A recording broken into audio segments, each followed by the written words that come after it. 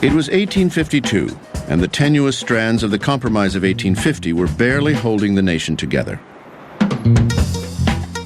Franklin Pierce appeared to be the perfect feel-good candidate.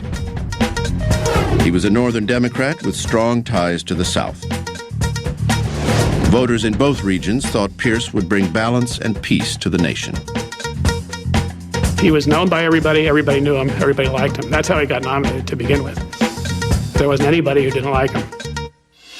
Number 14, Franklin Pierce, Democrat, 1853 to 1857, 48 years old, from New Hampshire. Franklin Pierce was practically handed the presidency because he was offensive to no one.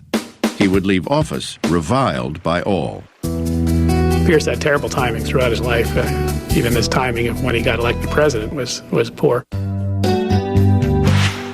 Everybody called him Handsome Frank. The word that was used often in describing was elegant. Extremely outgoing, very charismatic. Even people who didn't like him felt he was a wonderfully charming, interesting person.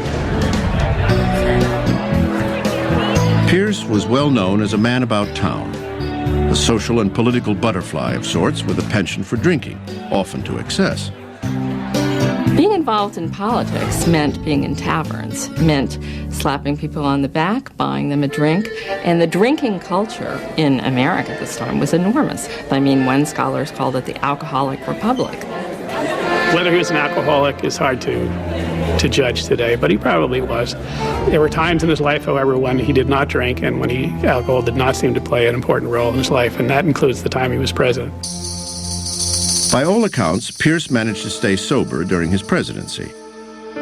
But some believe he was not emotionally stable because of a terrible personal tragedy he suffered just weeks after his election.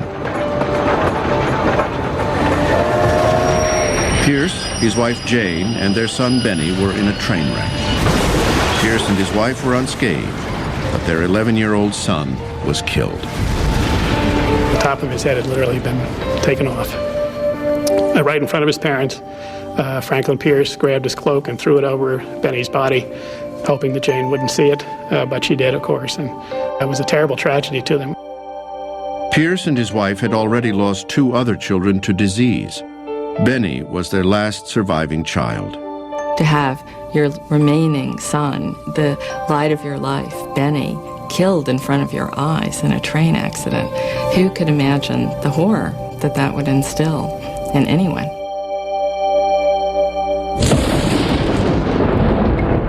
Added to Pierce's troubles was the death of his vice president, William Rufus King, 6 weeks after the inauguration.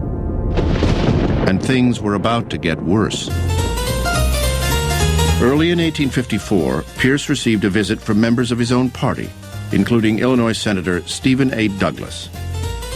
Douglas informed Pierce he was sponsoring a bill called the Kansas-Nebraska Act.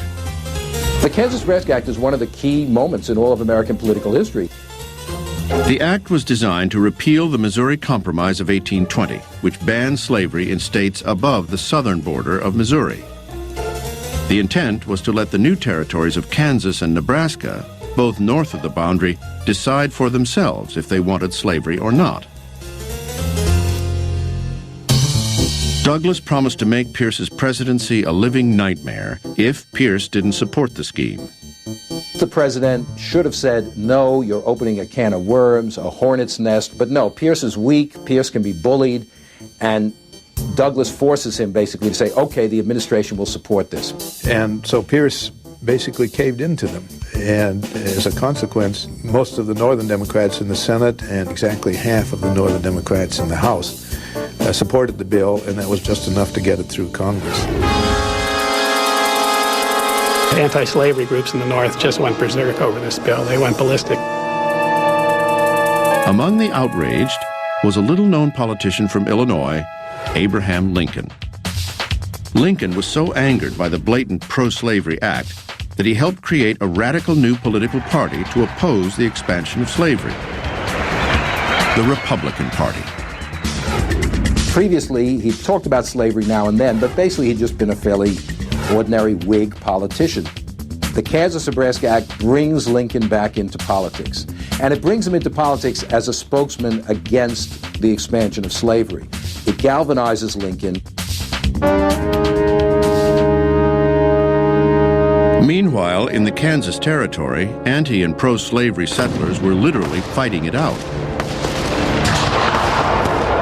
On May 21st, 1856, pro-slavery forces burned the abolitionist stronghold of Lawrence, Kansas, down to the ground.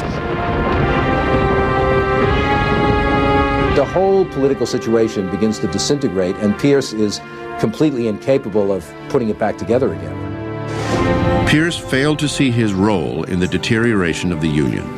He genuinely thought he had a shot at a second term, but even his own party rejected him.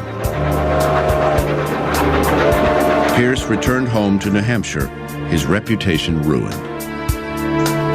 Several years later, after his wife Jane died, he returned to heavy drinking and lived his remaining years as a recluse, perhaps the saddest legacy of any president. Presidents are, what can I say, they're victims of whatever happens both during and after their terms. So I think Pierce's reputation will not recuperate anytime soon. But as tragic as Pierce's presidency had been, it would pale in comparison to his successors.